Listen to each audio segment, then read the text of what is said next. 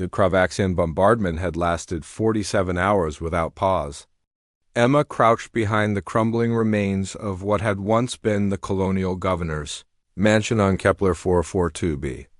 Her rifle clutched against her chest, watching Jack reload his last magazine across the debris-strewn courtyard. "That's it for me," Jack called out, his voice barely audible over the shriek of plasma bolts tearing through the settlement's shattered dome. 6 rounds left. Emma checked her own weapon. 4 rounds. Behind them, in the makeshift shelter carved into the mansion's basement, 200 civilians huddled in the darkness, the last survivors of New Providence Colony. Outside, the Kravaxian ground forces advanced methodically, their 6-legged war machines crushing everything in their path. They had come without warning 3 days ago, their fleet materializing from faster-than-light transit like demons from hell. No communication, no demands, just systematic extermination. 18,000 colonists had been reduced to 200 in less than 72 hours. "We're not getting out of this," Emma said quietly, sliding down to sit with her back against the cold stone.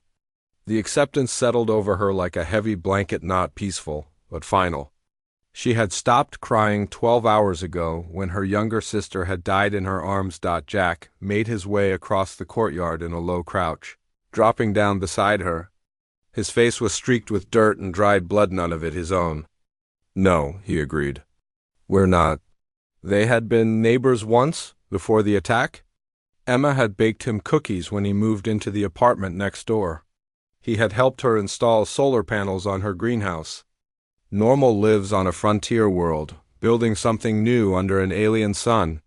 "At least we kept them safe as long as we could," Emma said, gesturing toward the shelter entrance. "The civilians. The children.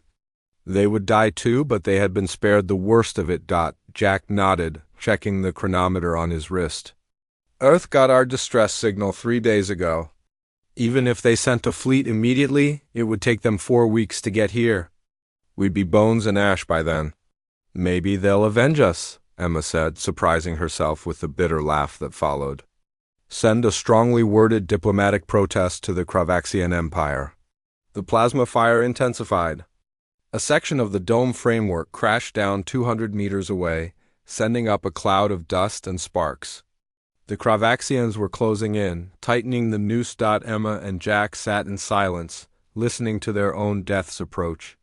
She thought about her mother back on Earth, about the message she would receive. "We regret to inform you." Empty words that would shatter a world. "I'm glad I'm not alone," Jack said finally. At the end, Emma reached over and took his hand. "Me too." They stood together, raising their weapons, preparing for the final stand. 4 rounds and 6 rounds against an empire. It would be over quickly, then the sky split open. At first, Emma thought it was another Kravaxian vessel, another hammer blow to finish what had already been destroyed.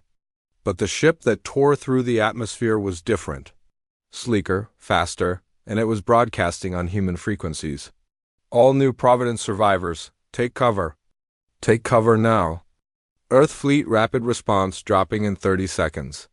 Emma's knees nearly gave out. Jack grabbed her shoulder, his eyes wide with disbelief. "That's impossible. It's only been 3 days." The first pod hit the ground like a meteor, smashing into the courtyard with enough force to crack the permacrete. The sides blew outward, and a figure emerged in full-powered combat armor, matte black, bristling with weapons that looked like they belonged in a fever dream. Then another pod, and another, and another. 50, 100, 500.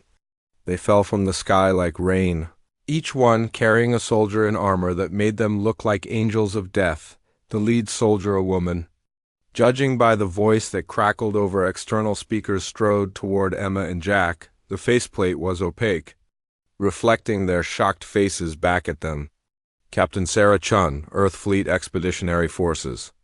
You two look like you could use some backup." "How?" Emma managed. "How are you here?"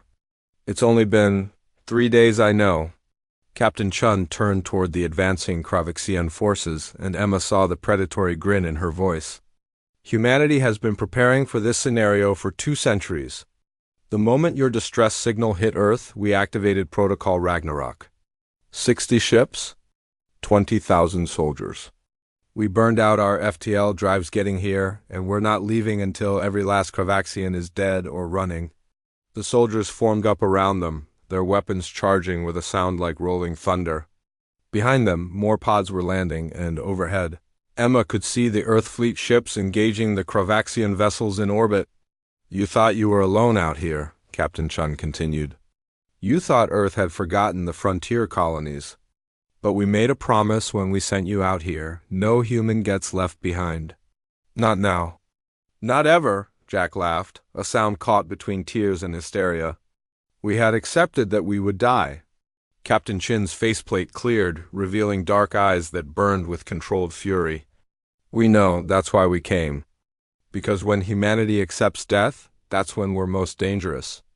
That's when we remember what we really are. She turned to her soldiers and raised her voice. All units, advance. Show these bastards what happens when they threaten our own. The Earth Fleet soldiers surged forward with a battle cry that shook the ground. Emma and Jack stood in the center of the storm, watching humanity's fury unleashed. They had accepted death. But death, it seemed, had been rejected by an entire species that refused to let its children die alone. But as plasma fire lit up the sky in brilliant cascades of blue and white, Emma understood they weren't just being rescued. They were being avenged by an Earth that had spent 2 centuries preparing for this exact moment. The moment when humanity would prove that no one, nowhere, would ever face extinction alone. The Kravaxians had made a fatal miscalculation. They had attacked humans and expected compliance. They had gotten war instead.